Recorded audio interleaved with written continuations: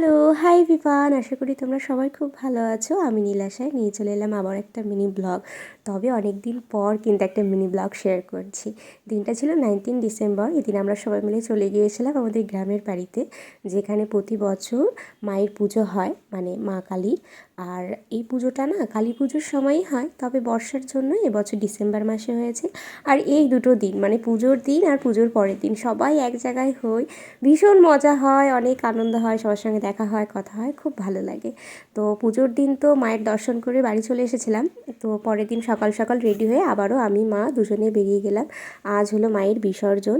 আগের দিন মায়ের পুজো হয়, পরের দিন মায়ের বিসর্জন হয়ে যায়। তো আমরা যাওয়ার পর দেখছি বরণ পর্ব চলছে, আর আসার সাথে সাথেই তো এখানে সিঁদুর খেলা শুরু হয়ে গেছে। একটু পরে ঠিক করে আর কাউকে চেনাই যাবে না, সবার মুখ একদম সিঁদুরে লাল। এখানে তো ভীষণ বড় একটা প্ল্যানিং চলছে, মা কাকিমা জেম্মা সবাই মিলে কাউকে একটা আবারও সিঁদুর দিয়ে ভূত করার জন্য। এবারের বরণ করে নিল আমাদের নতুন বউ।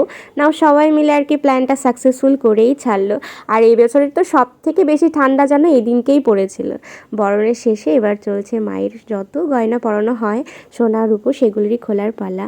আর সারাদিন কী কী করলাম সেটা কিন্তু আমি পরের পার্টে শেয়ার করবো। সেটা দেখতে হলে অবশ্যই আমার পেজটা ফলো করে দিও। আজ তবে আসি, টাটা।